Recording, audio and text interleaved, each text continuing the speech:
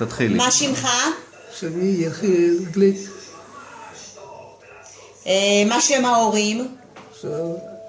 אבא משה ואמא שרה. מה שם העיר? והעיר, ארץ? פטרוז'ן. איפה? באיזה ארץ זה פטרוז'ן? ברומניה. איזה שנת לידה? איזה שנה נולדת? אני נולדתי 1928 ב-9 ליולי. משפחה, כמה אחים היו לך? היה לי רק אח אחד. אח אחד? כן. ההורים, במה הם עסקו ההורים? מה? במה הם עבדו ההורים? המקצוע? כן. אבא היה חייט, אמא הייתה עקרת בית. הבנתי. גרתם בעיירה עם הרבה יהודים? היו הרבה יהודים? היו בערך 300 יהודים. זו הייתה עיירה קטנה. עיירה קטנה? היה לכם שם משפחה עוד שגרה לידכם? חברים? היה לנו משפחה גדולה. היה לי שם סבא, היה לו דודים, בני דודים. הרבה. ומה, בחגים, תספר על החגים, משהו היה מיוחד בזמן של החגים? מה? בחגים, החגים, ראש השנה, פסח, סוכות. הלכנו לבית כנסת, היה שם עניינים, היה תלמוד תורה. מה, הייתם עושים סוכות בסוכות למשל? היה לעשות סוכות, הכל. ופסח, מאיפה היה לכם מצות? הכל. אנחנו היינו משפחה דתית. כן? החגים זכורים לך שם לטובה? כן. כן. בזמן של הכיבוש הנאצי, איפה היית? 1941. בן כמה היית? אני הייתי ב-14. אוקיי, מה זכור לך בפעם הראשונה שהבנת שיש כיבוש נאצי? אנחנו גורשנו מהעיר הזה לעיירה 50. איך זה היה? איך גירשו אתכם? דפקו בדלת? איך? איך ידעתם, איך הודיעו לכם שאתם מגורשים? קיבלנו התראה, ואז ממש לבית כנסת ושם קראו כמה משפחות שגורשו. למחרת גורשנו למקום שהקימו מחנה סגור שקראו לו נלץ. ושם עברנו אחרי כמה חודשים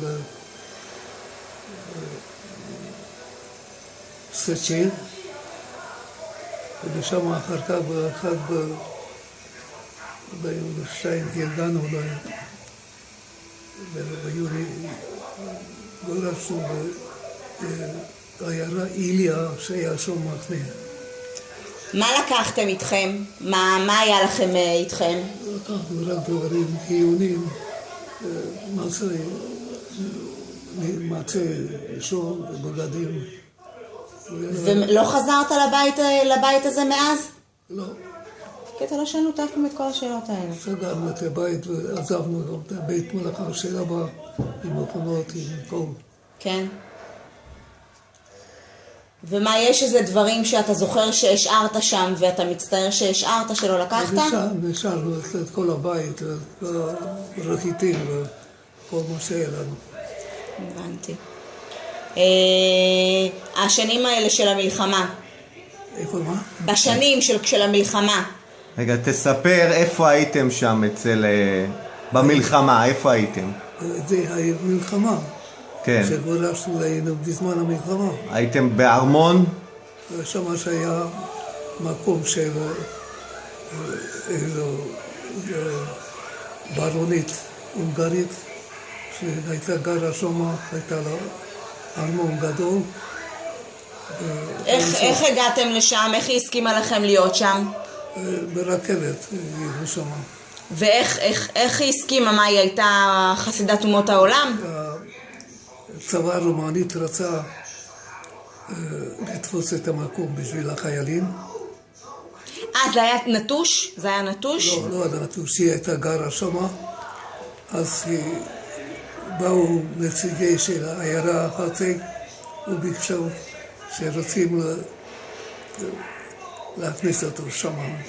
אם היא מסכימה, אז היא שאלה אם אנחנו יהודים רומני או הונגרים. אמרו לו הנציגים שאנחנו יהודים הונגרים. אז היא הסכימה, וחצי מהארמון נתן לנו. אבל היה צפוף, גרנו בערך 40 אנשים בחדר. מה אתה אומר? איך היו שם מקלחת, שירותים, היו שם את כל התנאים האלה? שירותים היה, אבל היה מטבח כללי שם. אכלנו ונתנו לנו מנות, לא היה משהו.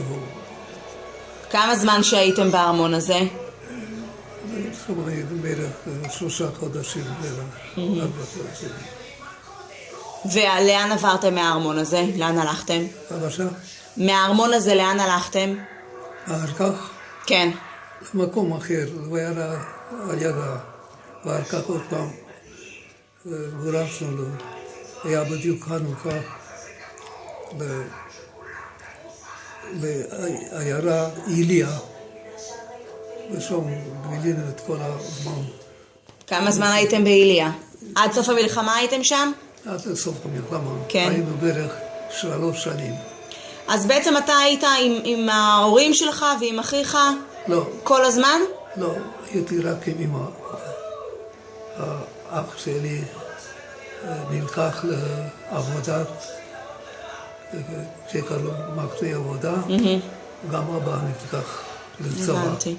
למה אותך לא לקחו? אני הייתי, הם לקחו גם, גייסו את כולם מ-18 עד 60. אוקיי. אבא שלי היה 50, ואח שלי היה ב-18. ואתה בן כמה היית? אני הייתי ב-14. היית קטן. רק רגע. איפה היית כשהסתיימה המלחמה? באיליה? מתי שנמנה? כן. כן, באיליה. איך ידעתם שהסתיימה המלחמה? איך ידענו? כן, איך הודיעו לכם שהסתיימה המלחמה? היו שם תושבים יהודים גם. אז היה להם רדיו. ברדיו שמעו? כן. ומה, אתה זוכר את הרגע הזה שהודיעו שהסתיימה המלחמה? מלך רומניה ב-23 באוגוסט הכריז לצבא שעושה שלום עם ברית המועצות ועם מקנות של אנגליה ואמריקה וצרפת, וביקש מהצבא הרומני שיפנו את הנשק נגד הגרמנים, והם גירשו את הגרמנים. ככה שנגמר המלחמה. אתה זוכר את התחושות שלך אז? מה הרגשת? הרגשנו שמחה. רגע, ואיך יצרת קשר אחרי זה עם אבא שלך ועם אח שלך? איך יצרתם קשר? אבא חזר וגם אח שלי חזר. איך הם ידעו איפה אתם? היה לנו קשר מכתבים. באינטרנט, בסקייפ. איפה הם היו? סבא, איפה היה סבא מוישה? סבא היה בעיר שקוראים לו דבע. מה הוא עשה שם? אח שלי שהיה בו ברד. כולם היו מגויסים. מה הם עשו שם? אבא היה חייט, עבד בשביל הסבא, וגם אח שלי. ומיד כשהסתיימה המלחמה, מה עשיתם? רצינו, הטילו לה חיים הנורמליים. מה? חיים נורמליים. חיים נורמליים, אבל המשכתם להיות באיליה, במקום הזה באיליה? הלכנו, לאן הלכתם? חזרנו, כולם לבתים שלהם. אז כן חזרתם הביתה. לפטרוז'ן? לפטרוז'ן? לא, אנחנו חזר? נסענו לעיר תימישורה. לתימישורה? אז לא חזרתם לבית. לבית לא חזרנו. אז מה, קניתם את כל המוצרים מחדש?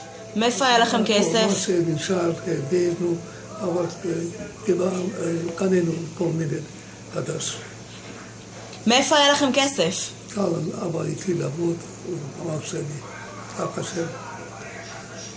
אז רגע, חלק מהדברים מפטרוז'ן לקחתם בחזרה הביתה? חלק, אז הגעתם לשם, ואיך הבית היה נראה? כן. אתה זוכר איך הבית היה נראה בפטרוז'ן שחזרתם למקום? שם לא חזר, הלך לעיר אחרת. אז איך הוא לקח את הדברים? אני לא מצליחה מה שהם ארזו, רק מה שהיה עליכם לקחתם. הבנתי. מתי עליתם לארץ? אני עליתי בארץ בשנת 58, ב-31 לדצמבר. למה החלטתם לעלות לארץ? למה? כן. אני פעיל ציוני. כן? מה זה אומר פעיל ציוני מבחינתך? מה אני עושה? מה זה פעיל ציוני? אז מה זה היה להיות פעיל ציוני? עד מתי? מה זה פעיל ציוני? מה זה פעיל ציוני? מה זה היה ארגון? היית בתנועה? הייתי עסקן ציוני, מוכר. כן? בארץ, כן. מה זה אומר? זה אומר שאני עליתי לארץ, אז היה לי זכויות אחרות. אבל ברומניה גויסת להיות פעיל ציוני? אפילו מרומניה קיבלתי פעם דרכון לעלות לארץ כן. מהחירות, מז'בוטינסקי. רגע, למה לא עלית מיד, זאת אומרת, לא נתנו לנו. לא נתנו לכם לעלות כל השנים? היה לך פעם כרטיס לאונייה שהיית אמור לעלות קודם? 10 שנים חיכינו לתת לנו. כל השנים האלה רציתם לנסוע ואי אפשר היה? כל פעם אנחנו ביקשנו והרומנים סירבו לנו. מכרנו רכיבים, קנינו מחדש, ככה ש... והיה איזו אונייה שרצית לעלות ולא עלית, נכון? כן. מה הסיפור? מה, סטרומה? כן.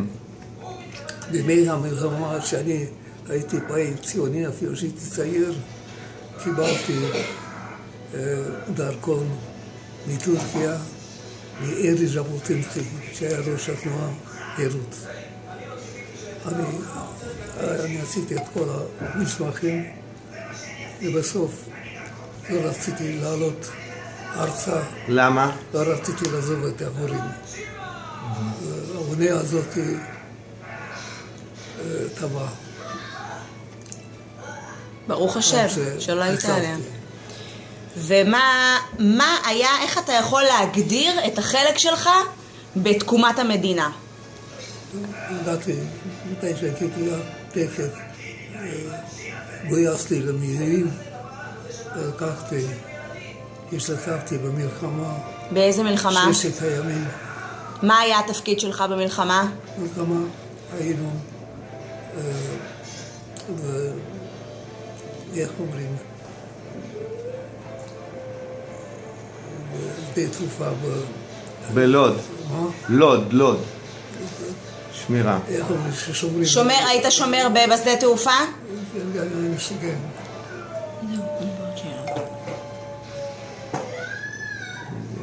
זהו. אוקיי, תודה רבה. הייתי גם במלחמה השנייה. באיזה מלחמה? יום כיפור. ביום כיפור? גם נלחמת ביום כיפור? ביום כיפור. קדש, לא, 50 אז לא היית. מה היה התפקיד שלך במלחמת יום כיפור? יום כיפור. היות שגויסו את כולם לגבי כנסת ביום כיפור, הייתי עם אבא שלנו שם, ואפרים היה ילד קטן, ואני לקחתי אותו והוא רצה להוריד לי את הכובע והכניס לי את האצבע בעין. תקף לקחתי למגן דוד אדום, ואמרנו שיש סכנה ללכת תקף לתל השומר.